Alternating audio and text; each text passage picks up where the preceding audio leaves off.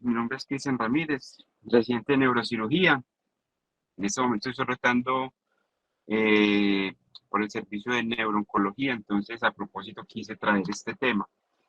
Le quise poner este título, los tumores cerebrales del empirismo al enfoque molecular, ¿cierto? Porque tenemos que empezar a cambiar ese paradigma. Mucho tiempo utilizamos solamente la experiencia, pero ahora en realidad tenemos muchas herramientas para enfocar adecuadamente los tumores cerebrales, que hasta ahora pues son de difícil manejo, incluso muchos de los tumores que manejamos tienen hasta la connotación de ser incurables, ¿cierto?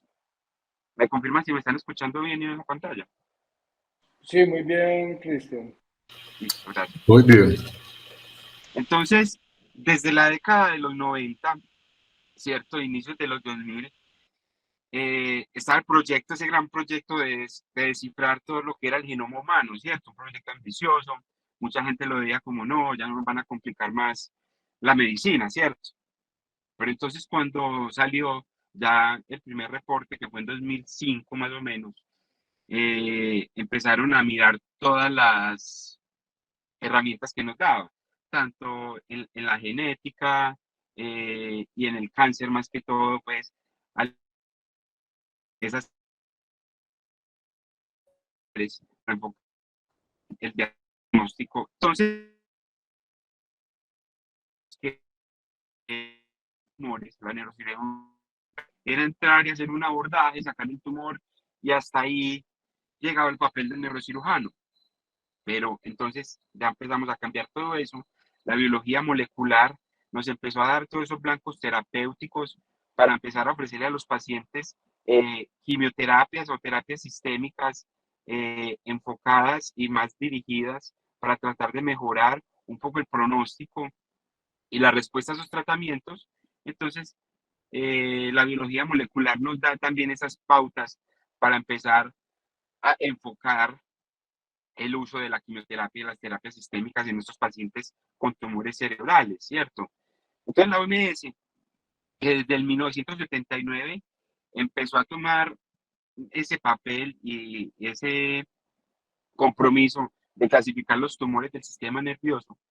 Entonces, miren que han pasado varias versiones, incluso una versión revisada, pero la más importante, pues que la que tenemos ahorita, que es la de 2021, que se está centrando más que todo en el diagnóstico molecular, porque es que básicamente es el presente y el futuro, por decirlo así, de la medicina. Años atrás veíamos la biología molecular, de pronto en el pregrado, en la práctica lo veíamos como no, es una cosa solamente de laboratorio, eso por allá, solo ensayos experimentales, esto en la práctica diaria no sirve, pero lo que se ha visto ahora es que sí sirve y es lo que en realidad va a cambiar el paradigma de los tumores cerebrales, que por ejemplo con el glioblastoma, que lo consideramos y siempre ha sido considerado un tumor incurable, posiblemente gracias a la biología molecular vamos a tener muchas más herramientas para enfocar este tipo de tumores. Entonces los tumores del sistema nervioso, como siempre, los vamos a clasificar según la escala, según la clasificación de la OMS, como todavía cabe clasificarlo según su histología, ¿cierto? Como siempre se ha hecho, todavía juega mucho papel el patólogo, obviamente, y la biología molecular. En el 2016 ya se empezó, en la clasificación del 2016 se empezó a hablar entonces de unos marcadores. Básicamente los que más conocemos, que es la IDH 1 y 2, la isocitrato de deshidrogenasa, la codelesión 1P19Q, las mutaciones en el P53, entre otros. Eso en el 2016 era lo que más se hablaba. Y básicamente lo que teníamos hasta el año pasado es que básicamente los pacientes con IDH no mutado eran los que peor le iba y los pacientes que tenían la mutación en el IDH les iba un poco mejor, pero no se sabía por qué. Entonces empezaron a investigar y gracias pues a esta nueva clasificación del 2021 sabemos por qué. Ya lo vamos a ver. Entonces, en los tumores gliales, el término glioma se refiere entonces a todos los tumores que se originan de células gliales, astrocitos, oligodendrocitos, entre otras, pero es común que el término glioma se refiera solo a tumores astrocíticos, o sea, solo a los astrocitomas, aunque el término lógicamente está errado. Pero gliomas, igual, a todas las células gliales. ¿Listo? Entonces, hasta el 2016 Entonces, la clasificación y los grados de los astrocitomas difusos estaba dado prácticamente por criterios histológicos, o sea, nos basábamos mucho solamente en lo que nos dijera el patólogo, listo. Entonces, por ejemplo, en los grados 2, solamente la tipia, en los grados 3, entonces el patólogo ya nos decía, ah, no, mira, veo aplasia, veo actividad mitótica, y en los grados 4, el término glioblastoma o glioblastoma multiforme que se utilizó hasta el 2016, el patólogo nos decía, no, entonces yo en la placa estoy viendo microvascularización y veo necrosis. Eso eran ya los dos marcadores del glioblastoma.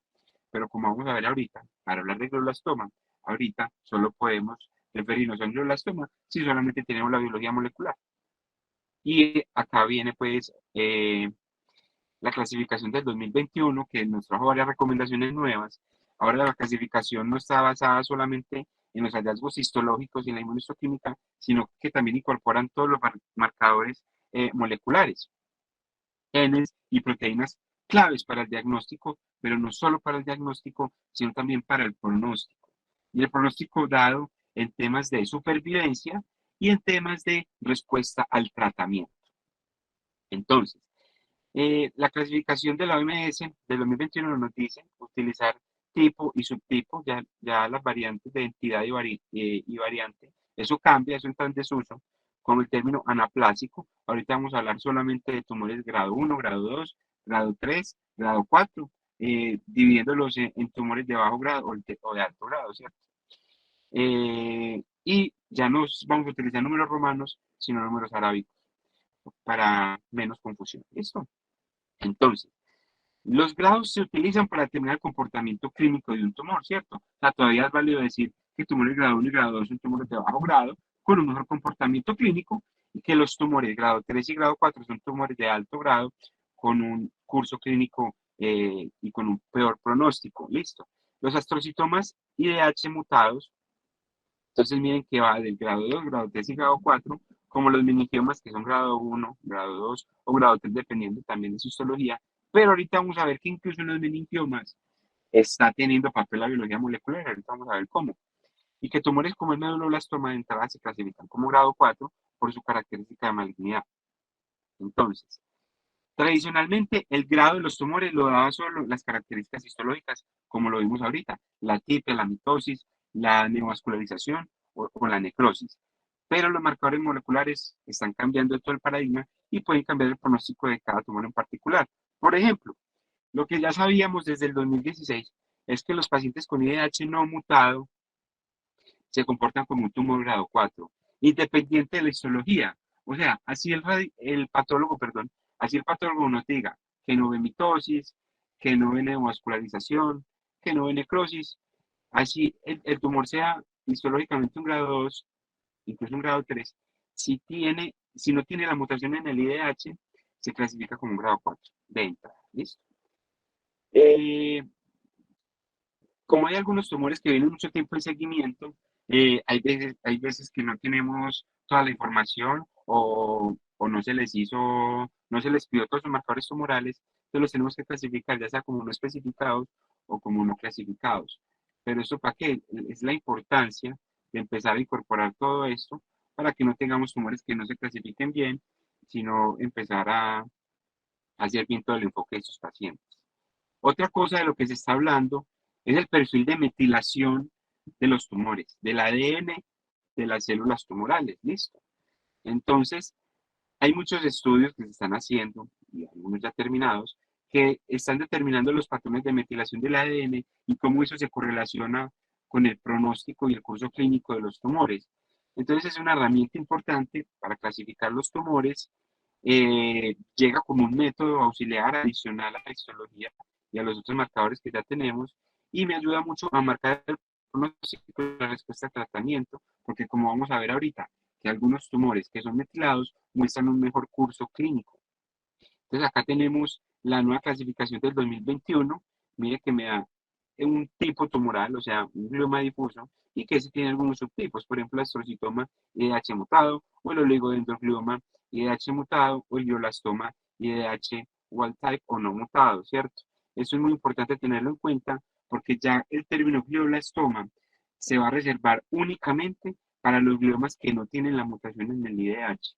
Para los IDH mutados, como relativamente tienen un mejor curso clínico, no se les va a decir glioblastoma, sino que un astrocitoma que tenga necrosis y neovascularización va a ser un astrocitoma IDH mutado grado 4. ¿Listo? Entonces se define grado 2, grado 3 o grado 4, pero el término glioblastoma solamente para los IDH que no son mutados. La misma clasificación del 2021 entonces nos ayuda a mirar esas claves moleculares o a cómo yo tengo que hacer el enfoque de estos pacientes con tumores cerebrales, es hacer ese enfoque molecular. Entonces, por ejemplo, en los astrocitomas me dicen, usted le tiene que medir el IDH, el ATRX, el P53 y el CDK2A y el B. Esto de entrada puede parecer muy dispendioso aprenderse todo eso, pero en realidad no nos lo tenemos que aprender, solamente tener ahí a la mano la guía, tener a la mano la clasificación, y cuando el paciente nos llega a consulta, yo ordenarle o después en el postoperatorio, pues cuando mandemos la muestra, ordenarle todos sus marcadores tumorales para que en el control yo pueda clasificar bien el tumor y mirar pues entonces cuál va a ser el pronóstico del paciente y yo enfocar mejor y darle al paciente una mejor información clínica, por decirlo así. Entonces, bueno, lo que hablábamos ahorita, astrocitoma H mutado grado 2, grado 3 o grado 4 si tiene necrosis o neovascularización, y el glioblastoma está reservado solamente para los IDH no mutados. Acá me voy a detener un segundo en esta tablita. Voy a poner acá, un segundo, ese resaltador, y nos dice los marcadores que yo necesito para enfocar en realidad un glioma. Entonces, los más importantes, tenemos el IDH. Entonces, el IDH, que yo necesito saber solamente si está mutado o no mutado, o sea, la ganancia o la función de la mutación, me ayuda a distinguir IDH mutado de los no mutados, ¿cierto? Fácil. Eso es lo que teníamos hasta ahorita. Y que con eso sabíamos que a los IDH mutados les iba un poco mejor que a los IDH no mutados. La coelección 1P19Q para distinguir los oligodendrogliomas, y es una de las actualizaciones que nos trae esta guía, esta nueva clasificación, y es que así histológicamente el tumor sea un astrocitoma. Si yo molecularmente tengo una coelección en la 1P19Q, yo voy a llamar a ese tumor oligodendroglioma. Así histológicamente se comporte como un astrocitoma, tener la coelección 1P19Q marca el pronóstico y ya le voy a llamar a ese tumor un oligodendroglioma. Lo mismo que la pérdida en el ATRX nuclear, si yo tengo pérdida en el ATRX, es un marcador de un astrocitoma. Listo. O sea, mire que prácticamente estos dos son contradictorios, listo, son excluyentes. Si yo tengo codelesión 1P19Q, es un oligo y no voy a tener esta pérdida de la TRX. Pero si yo tengo la pérdida de la TRX, estoy hablando de un astrocitoma. Esta mutación en el gen de las histonas toma mucha relevancia más que todo en los niños, por ejemplo, con tumores difusos de la línea media y son de mal pronóstico, porque esos tumores difusos de línea media, aunque histológicamente se comporten con un grado 2, son tumores de alto grado y tienen muy mal pronóstico. Y muy importante, la metilación, el perfil de metilación, y más que todo en donde en ese promotor MGMT. Este promotor MGMT está encargado de la reparación del ADN, pero más que todo en las células tumorales. O sea, básicamente este promotor MGMT protege el tumor. Listo, le ayuda a reparar su ADN y a replicarse y aumentar pues su tamaño celular. Pero cuando está metilado, cuando ese promotor está metilado, es de muy buen pronóstico. ¿Por qué? Porque es predictivo. ¿Y predictivo por qué? Porque me marca la respuesta a la quimioterapia de los agentes alquilantes, que básicamente es el que más utilizamos, que es la temozolamida. Los pacientes que tengan metilación en el NGMT, o sea, por eso ahora es casi obligatorio mandarlo, metilación en el NGMT me va a predecir la respuesta a la temozolamida. Y eso se pueden preguntar, ¿para qué me sirve clínicamente? ¿Por qué? Porque es que a veces nos quedamos sin herramientas, más que todo, por ejemplo, en pacientes que llegan con glioblastomas recurrentes y no sabemos qué hacer con esas recurrencias. Entonces muchos dicen darle radiocirugía o volverlo a operar o volver a dar quimioterapia, listo. Pero entonces si yo sé que el paciente tiene un glioblastoma o un astrocitoma grado 4 con la metilación de la GMT, yo sé que si yo le vuelvo a dar temozolomida, posiblemente vaya a tener una mejor respuesta en esa recurrencia. Este CDK2, CDKN2, A y B, es muy importante. ¿Por qué? Porque como el IDH, así como el IDH, es un marcador de mal pronóstico y me marca un tumor grado 4. Igualmente, si yo tengo un tumor que histológicamente sea un glioma difuso, o sea, un grado 2, o sea, el patólogo me dice, no veo neovascularización, no veo necrosis, no hay atipia, no hay ni una mitosis, así el patólogo me diga que es un tumor de bajo grado. Si yo tengo esta lesión en el CDKN2, es un tumor grado 4 y va a tener el mismo comportamiento que un glioblastoma o que un tumor de alto grado. ¿Listo? Eh, Estos van a ser muy importantes y estos tres van junticos. Alteraciones en el factor de crecimiento epidérmico, en el promotor TER o en el cromosoma 7 y 10. Cuando yo tengo un glioma,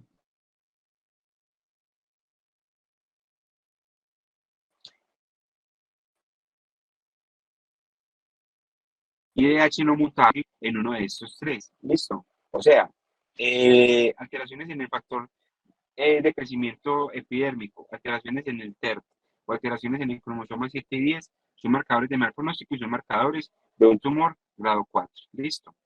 Entonces, para ir unificando todo esto, porque yo sé que es muy enredado, pero tenemos que unificarlo.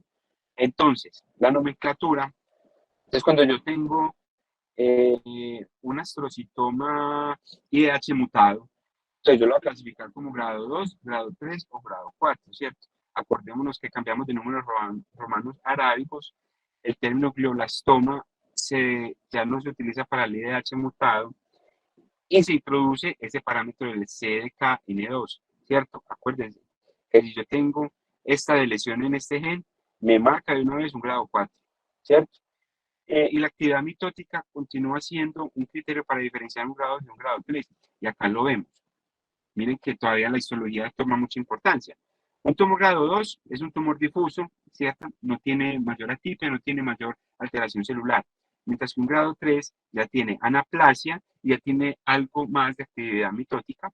Y los grado 4 que se caracterizan básicamente por la microvascularización, o sea, toda la neoformación de vasos y la necrosis. Y miren, muy importante, el CDKN2, o sea, se lo tienen que aprender de una vez, porque miren que es un marcador de entrada de un tumor grado 4, independientemente de la histología. Cuando yo tengo el IDH wild type, o sea, el IDH no mutado, el patólogo me dice, es un tumor, es un astrocitoma, histológicamente es un astrocitoma, pero en la inmunohistoquímica o por perfil molecular, el IDH está no mutado. Si está no mutado y el patólogo me dice que tiene microvascularización o necrosis, es un grado 4, o sea, es un glioblastoma. Pero si yo, por ejemplo, tengo un astrocitoma, un tumor glial, histológicamente de bajo grado, o sea, no tiene ni necrosis ni neovascularización, yo le debo hacer estos tres marcadores, el TER, el factor de crecimiento epidérmico, y el cromosoma 7 y 10, porque si tiene alguna de estas alteraciones, yo ya lo voy a llamar un glioblastoma, IDH silvestre, o IDH no mutado, o IDH wild type, como lo quieran llamar, pero es un glioblastoma. Y si no cumple alguna de esas, solamente por no tener la mutación en el IDH, es un astrocitoma difuso, IDH no mutado, con características moleculares de glioblastoma. O sea, igualmente, no tener la mutación es un marcador de mal pronóstico.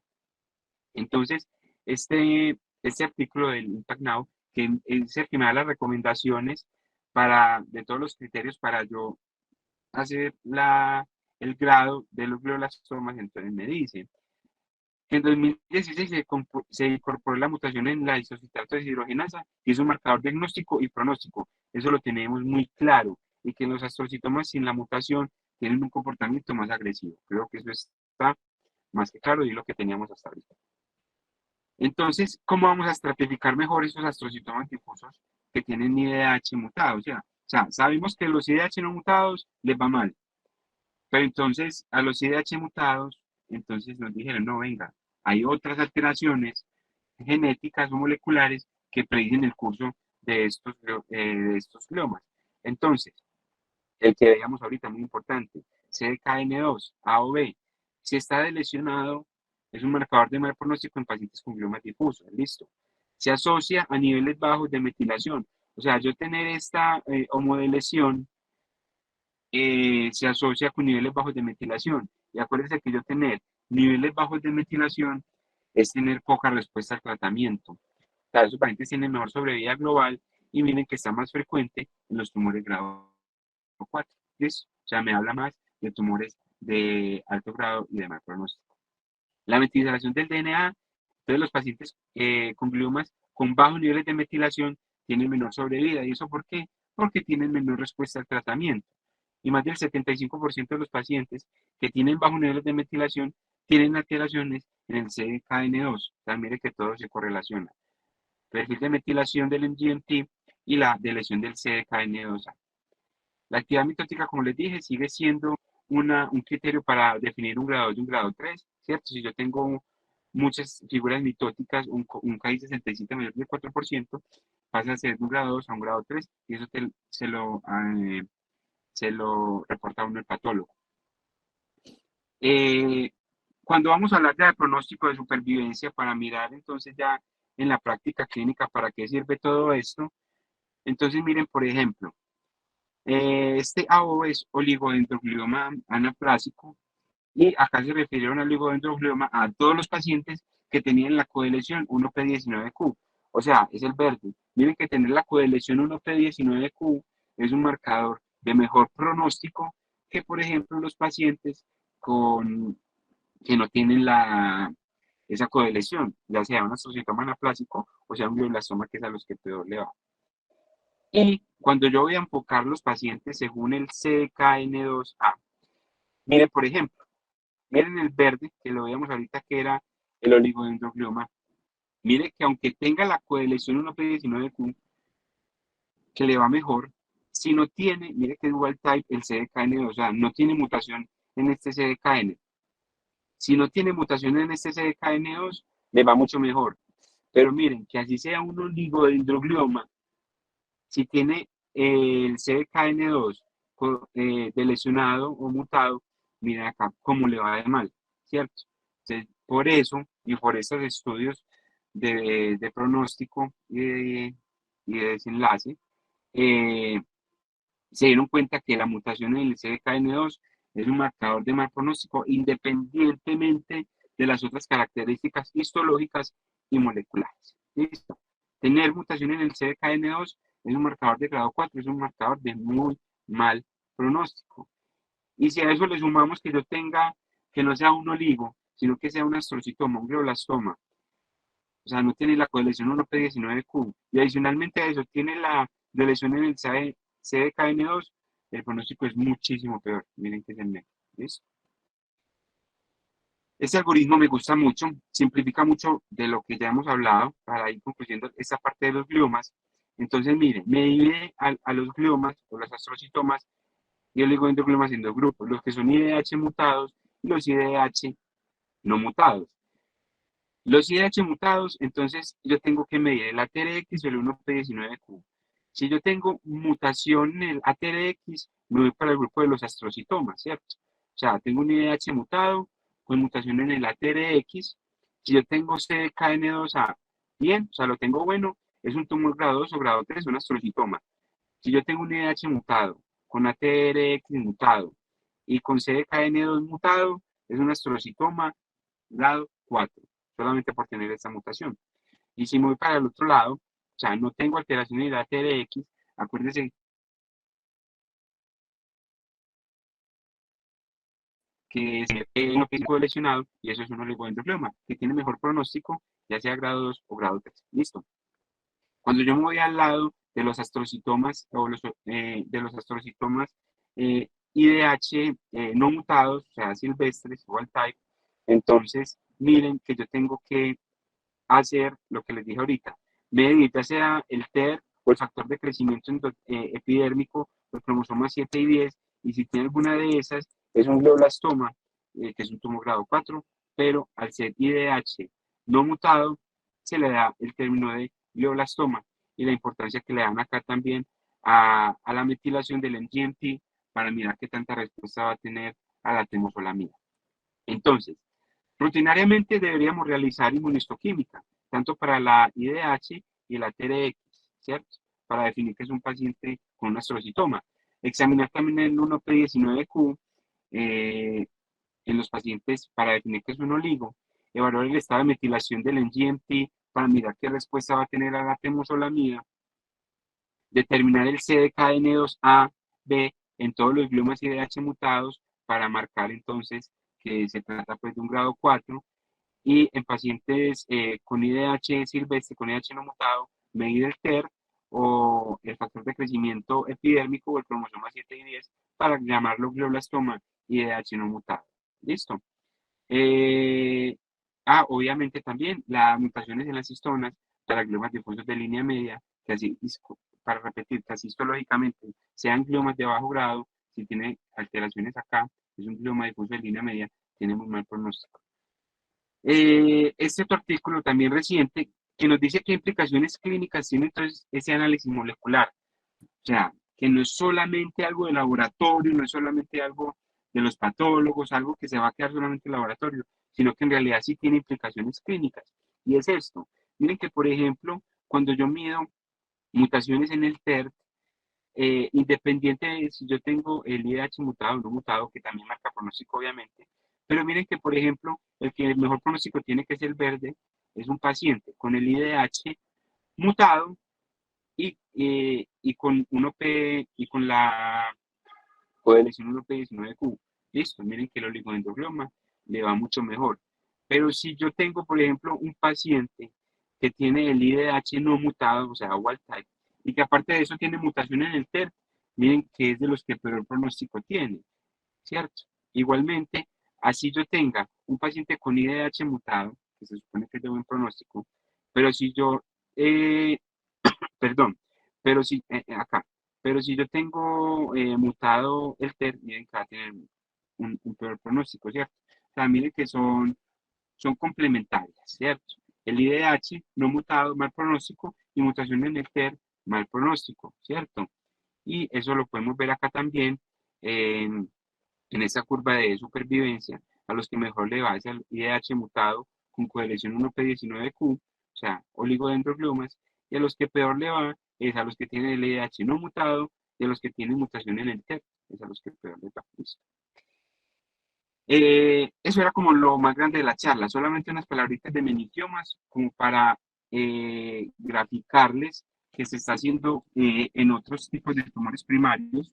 Sabemos que los meningiomas son los tumores primarios más frecuentes del sistema nervioso central, que aumenta la incidencia pues al pasar de los años, se vuelven incluso hallazgos incidentales, pues porque ya a muchos pacientes le mandan resonancias y se dan cuenta pues que hay ahí un meningioma que termina siendo asintomático, más frecuente en mujeres y que uno de los factores principales de riesgo es la radiación ionizante. ¿Listo? Factores de riesgo para meningiomas genéticos, neurofibromatosis tipo 2, más que todo para meningiomas múltiples y para meningiomas grado 2 y grado 3. Alta incidencia de mujeres en edad reproductiva, listo. Sabemos y ya está documentado que los meningiomas presentan expresión de receptores hormonales, por eso tiene mucha relación con cambios de tamaño del embarazo, en el ciclo menstrual, en la menopausia, mucha relación con la necesidad de mama. Hay 15 diferentes subtipos de meningiomas, el grado depende de la tasa mitótica, la invasión o las características histológicas. Todavía no se ha cambiado tanto el paradigma como en los gliomas y todavía se le da mucha relevancia a la histopatología, ¿cierto? Pero ya empiezan a cambiar las cosas y ya, por ejemplo, la invasión cerebral es un criterio para, así sea un meningotelial y histológicamente sea un grado 1. Si tiene invasión cerebral ya pasa a ser un grado 2 o un atípico. Y eso se los traigo, ¿por qué? Porque miren que meningiomas grado 2 o grado 3, ¿cierto? Entonces, si tiene muchas figuras mitóticas, si tiene invasión cerebral, dependiendo de la morfología de las células. Pero les traigo esto ¿por qué? Porque esto es de la clasificación del 2021 de la OMS. Y miren, que en los meningiomas grado 3, tener mutación en el TERT o tener mutación en el CDKN2 es criterio independiente de la histología para que tenga un meningioma grado 3. ¿Listo? Entonces, miren, esto también nos lo trae la nueva clasificación de la OMS, están en los artículos. Eh, Hay muchos marcadores moleculares para los meningiomas grado 1, por ejemplo, pero miren lo importante, y es acá en los grado 3, mutaciones en el TER y en el CDKN2A. ¿Listo? O sea, miren que tanto como en los gliomas como en los meningiomas toma mucha importancia los marcadores y me hablan de mal pronóstico. Más que todo cuando, por ejemplo, yo tengo meningiomas agresivos, meningiomas infiltrantes o muy recurrentes, van a tener esos marcadores tumorales, esos marcadores moleculares, perdón. Meningiomas meningoteliales se asocian con mutaciones del AKT1 o en el SMO y son considerados de bajo riesgo. Pero lo importante, como les decía, mutaciones en el TER o lesiones en el CDKN2 se consideran grado 3 independiente de la histología y van a ser de muy mal pronóstico. Listo. En los meningiomas grado 2 se ha visto mucha relación con este marcador molecular, el SMARS1, en el 97% de los casos, más que todo en gliomas espinales y más que todo en la edad pediátrica. Listo. Así como, ya vamos terminando. Así como en los gliomas, eh, el perfil de metilación también está tomando mucha importancia en los meningiomas. Listo.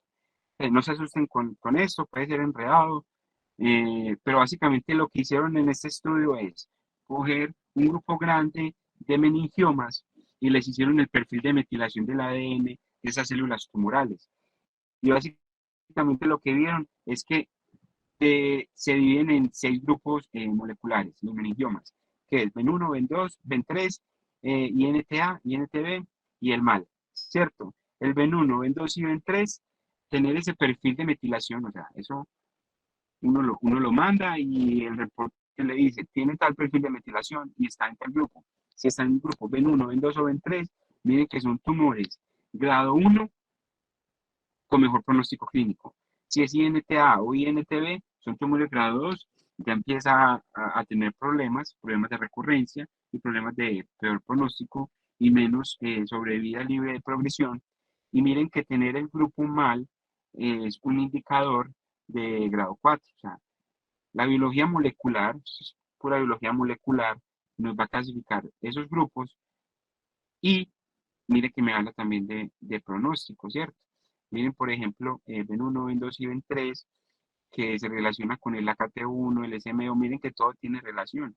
Miren que tienen un mejor pronóstico clínico comparado, por ejemplo, con un grupo molecular mal, que mire que se asocia con el TER, o sea, nos llenando de motivos moleculares para clasificar esos tumores, ya sea por el perfil de metilación o por algunos marcadores como el TER o la de lesión CDKN, que me marca un muy mal pronóstico. Listo.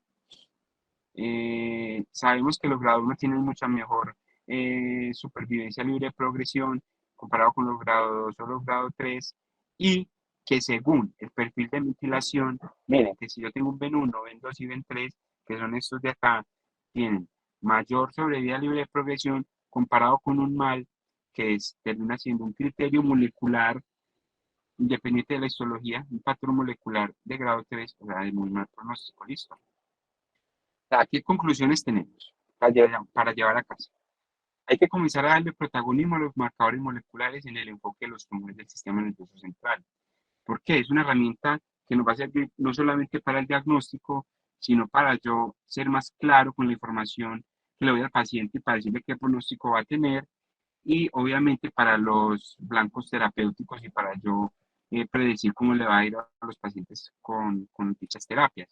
Entonces, es el papel, todas estas características moleculares sirven y nos ayudan a tomar decisiones. Sé que falta un poco más de oportunidad en la utilización, o sea, es porque eh, no está bien, pues no estamos bien informados, a veces el desconocimiento, no sabemos que ya existe, sin embargo, cada día están más disponibles y se están haciendo. Entonces, en el glioblastoma ya está bastante estudiado, pero hay estudios en curso para evaluar el papel de la biología molecular en nuestros tumores menores del sistema nervioso central, como por ejemplo lo vimos ahí con los meningiomas. Incluso hay estudios que se están haciendo del papel de la metilación del NGMT para la respuesta a la temozolomida en adenomas o carcinomas hipoficiarios. Entonces no es difícil, es cuestión de adoptarlo en nuestra práctica diaria y hacer siempre como un enfoque o como un derrotero, un algoritmo, que es lo que les traigo acá, por ejemplo, para enfocar un tumor glial, un glioma, pues que es lo que más nos llega en la práctica diaria y de lo que más tenemos evidencia, ¿cierto? O sea, hacer el IDH para decir es no mutado o no mutado y predecir ahí algo de pronóstico. Hacer la correlación 1P19Q para definir si es un oligodendroglioma o la pérdida de la TRX para decir que es un astrocitoma. La modelación en el CDKN2A para decir que es un grado 4. Mutaciones en el TERO, en el factor de crecimiento epidérmico o en el cromosoma 7 y 10 para definir que un glioblastoma es, para definir que un glioma con IDH no mutado es un glioblastoma. Mutaciones en el gen de las histonas para los gliomas difusos hemisféricos o de línea media que son de muy mal pronóstico y, muy importante pues obviamente, la metilación del NGMT para definir qué respuesta al tratamiento van a tener los pacientes, por ejemplo, los agentes alquilantes como la temozolomida. Muchísimas gracias, eso era lo que les tenía. Yo sé que es un tema aún muy dispendioso, muy enredado, pero yo creo que lo tenemos que ir adaptando a nuestra práctica diaria porque básicamente es el futuro en el enfoque pues, de los pacientes con tumores cerebrales. Muchísimas gracias. Gracias, Cristian. Lo trataste de explicar muy bien, pero realmente es muy difícil y sobre todo para uno que ha venido trabajando tantos años le queda más. Esos nombres me parecen complicadísimos y bueno, yo creo que ahí está no el futuro sino el presente. El doctor Cavi nos pregunta cuáles marcadores se hacen en Medellín. No tengo idea, ¿Cómo? yo creo que estamos solo en el IDH y en la metilación del MGMT, pero no sé, de pronto Ah, tú bueno, sabes más.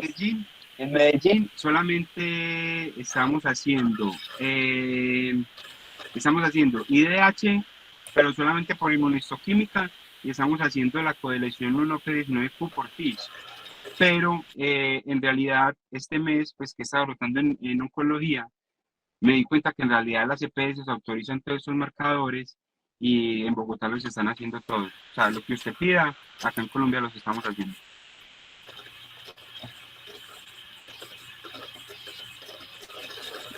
Doctor Cavi, adelante. No, Cristian, me pareció muy interesante el tema, un área que es prácticamente desconocida por los neurocirujanos y que es una nueva o reciente era de la neurocirugía.